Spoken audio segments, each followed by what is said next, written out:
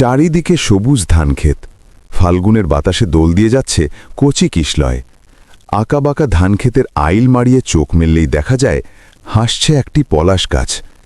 এ যেন ক্যানভাসে আঁকা কোনো ছবি। সবুজের মাঝে এমন পলাশ ফুলের পরশ নিতে দূর দূরান্ত থেকে প্রতিনিয়ত ছুটে আসছে বাংলার প্রকৃতিপ্রেমীরা। গাজীপুরের কাপাসিয়া উপজেলার বারিশাবু ইউনিয়নের ছেলদিয়া গ্রাম। কাঁচা পাকা রাস্তা, বন বাদার আর পাখির কলতানে মুখরিত গ্রামটি। বানার নদীর কোল ঘেঁষে মনোমুগ্ধকর সবুজ ধানক্ষেতের অপূর্ব দৃশ্য। যতদূর চোখ যায় শুধু সবুজ আর সবুজ। এ যেন আবহমান গ্রাম বাংলার উদ্ভাসিত এক রূপ। বিস্তীর্ণ ধানক্ষেতের এমন অপরূপ সৌন্দর্য উপভোগ করতে ঢাকা, গাজীপুর, নরসিংদীসহ বিভিন্ন জায়গা থেকে ছুটে আসছেন প্রকৃতিপ্রেমী মানুষ। গাছের এমন সৌন্দর্য দীর্ঘদিনের হলেও বছর দুয়েক আগে সামাজিক যোগাযোগ মাধ্যমে ভাইরাল হওয়ায় এই গাছটি সর্বমহলে বেশ পরিচিতি লাভ করায় পলাশ গাছটির তলা এখন হয়ে উঠেছে বিভিন্ন শ্রেণীপেশার মানুষের জন্য একমাত্র বিনোদন কেন্দ্র। গত বছরে ছেলিজা এলাকার এই পলাশতলায় জনপ্রিয় শিল্পীদের অংশগ্রহণে নাটকের চিত্র ধারণ করা হয়। সবকিছু মিলিয়ে এই গ্রামের সব বয়সী মানুষের কাছে পলাশ গাছতলা একটি শান্তির জায়গা। গ্রামের মানুষ ও কৃষকদের সঙ্গে কথা বলে জানা যায়, স্থানীয় ফালান মিয়া, আতিকুল ও নজরুল ইসলাম এই তিনজনের ধান ক্ষেতের মাঝেই বহু বছর আগে এই পলাশ গাছটি লাগানো হয়। মূলত কৃষকেরা কাজ শেষে যেন এই গাছের নিচে বিশ্রাম নিতে পারেন।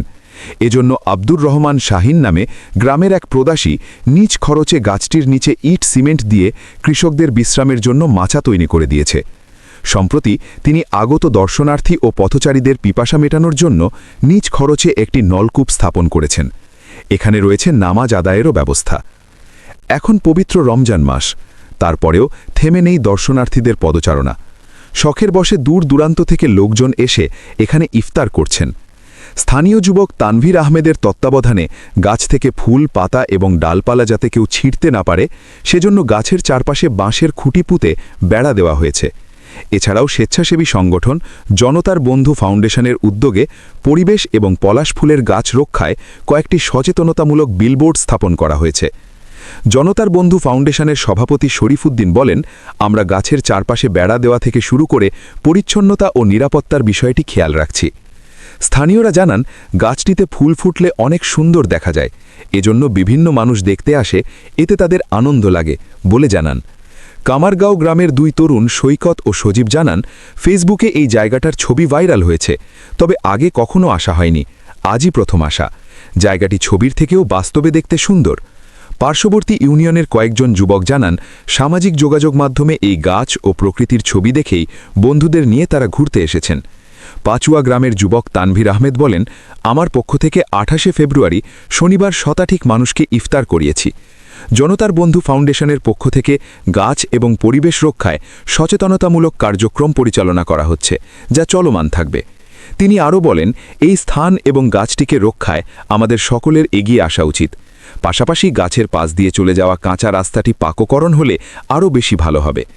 আমাদের পক্ষ থেকে গাছ এবং ফুল রক্ষায় যথাযথ ব্যবস্থা নেওয়া হয়েছে। এই গাছটি ভাইরাল হওয়ার ফলে প্রতিদিন শত শত লোক আসছে দেখতে। এতে আশপাশের গ্রামের মানুষও বেশ উৎফুল্ল।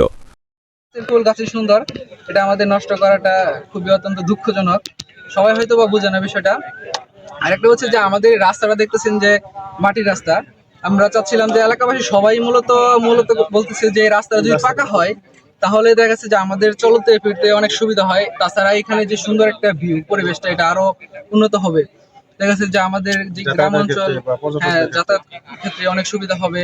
প্লাস আমাদের এই যে মাটির রাস্তা দিয়ে চলতে গেলে কাদা বিভিন্ন সমস্যা হচ্ছে আর কি। সেক্ষেত্রে আমরা এই রাস্তাটা অনুরোধ রাখবো যে আমাদের উপজেলা এমপি মহোদয়ের কাছে এবং উপজেলা ইউনুস স্যারের কাছে যে এই রাস্তাটা যেন পাকা করে দেওয়ার একটা ব্যবস্থা করা হয়। ধন্যবাদ। এখানে আপনারা আসতে পারেন, একদম সিকিউর একটা জায়গা। এখানে যেহেতু গ্রামের অঞ্চল, এখানে তেমন কোনো ধরনের সমস্যা নাই। আর যদি আপনারা কোনো ধরনের সমস্যা ফিল করেন আমাদেরকে বলবেন। আমরা জনতার বন্ধু ফাউন্ডেশন সবসময় দর্শনার্থীদের পাশে আছি। যারা এখানে আসবে আমরা সার্বক্ষণিক তাদের নিরাপত্তায় কাজ করব।